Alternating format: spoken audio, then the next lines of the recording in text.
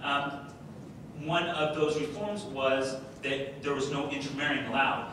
And because Manasseh intermarries with a Samaritan princess, they basically give him an ultimatum that said either you divorce your wife and you continue serving in the Samaritan temple, or you leave Jerusalem and you can no longer officiate there at the temple.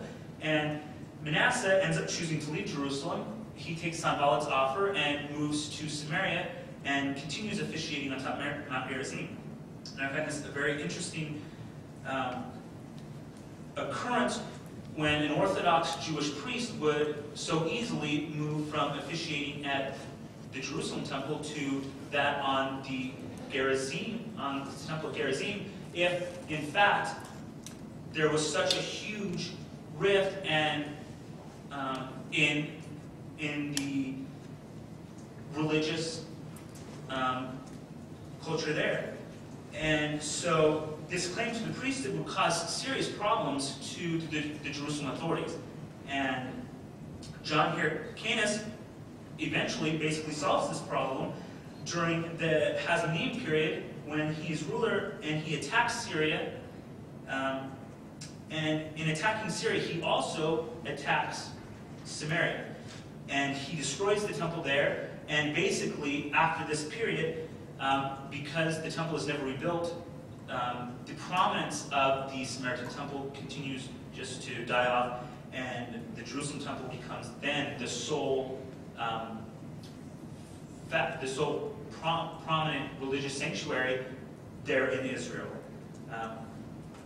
And scholars have recently cited this reason for Hyrcanus' attack against the temple in Gerizim and his order for its destruction simply because he could not legitimize the Jerusalem priesthood lineage. Thus, it became an issue of who had claim to the priesthood office. Now, the beginning of the rift obviously takes place during this Hellenistic period when Hyrcanus destroys the temple, and there does become tension, a great amount of tension between the Jews and the Samaritans. However, this is not the final schism that would occur. It is important to remember that both parties, according to Dr. Tom Owen, who's a leading authority on the emergence of sectarian Judaism, he comments that both parties believe that at some future time the temporary breach would be healed. And so, at this time, while there was a difference between the Samaritans and the Jews in Jerusalem, we don't see this separation because of the close ethnic and cultural cohesion that existed between these two communities. In the past, LDS scholars as well as religious scholars have tended to date the schism quite early. However, as I've already pointed out, this needs a later dating because of the evidence that has come to light. One of these is one of the arguments for the later dating of the schism, of this breach between these two social groups, was because of the differences in the self-identification after the destruction of the temples. And so we see that after the destruction of the Jewish temple by the Romans in the 1st century AD, both groups seek a new self-identification outside of this culture that has previously existed around the temple. And both choose a path that is very different from each other, and this is what creates that rift.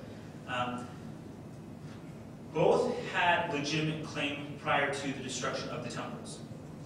And this is important to note, and it's evidenced in the Elephantine letters when the authorities there appealed to both the Jerusalem and the Samaritan groups for permission and help with rebuilding the temple after it was destroyed by the Egyptians.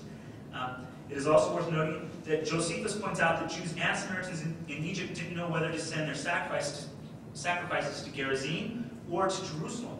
And so we see that even within the Jewish community itself, there is obviously a question on the legitimacy of both temples and who has that legitimizing claim. Alan Crown, a leading authority on the Samaritans, has commented, that this story, though brief, is most informative. It tells us directly that the Samaritans offer sacrifices in their temple, and it implies that there was nothing to choose between these and the sacrifices at Jerusalem that would clearly distinguish them from each other. In other words, the Samaritan sacrificial rites were clearly considered as equivalent to the sacrifices offered at Jerusalem. While we will probably never know the exact layout or dimensions of the early temple on Gerizim because of its location under the Church of Mary Theotokos, Byzantine Church, excavators feel that evidence would seem to support the claim by Josephus that the temple on Mount Gerizim was constructed on the model of the temple in Jerusalem. This is further supported by the letters of Elephantine and also by the transfer by Manasseh from the Jerusalem temple to Mount Gerizim. And so I just make the point that I think that the movement by Manasseh from the temple in Jerusalem to Mount Gerizim shows that there was a legitimizing claim by the Samaritans to the temple there. And this is not simply a heretical group that sets up itself and operates as such. Just in conclusion, as I previously stated, the schism was eventually caused by the attempts of self-identification by the two groups. Previously, both identified themselves around the temple and its culture. Now that both were gone, this created problems for both groups. The Samaritans chose to develop a heretical Samaritanism around a different Pentateuch and liturgy. Now this is what really creates that final rift between these two groups that would never heal because of their decision to adopt a different theological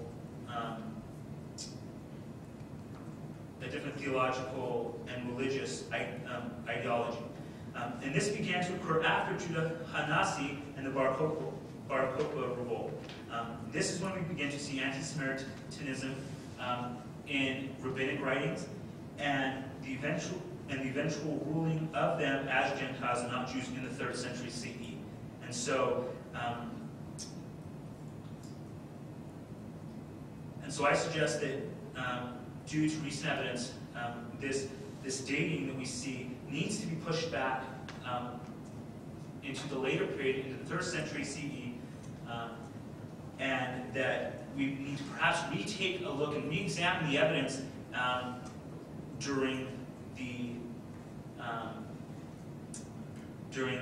Hellenistic and Persian period, the similarities and possibly even the cohesion that existed between the Jerusalem temple and that of the Samaritan temple at the top of Mount Gerizim. Thank you very much.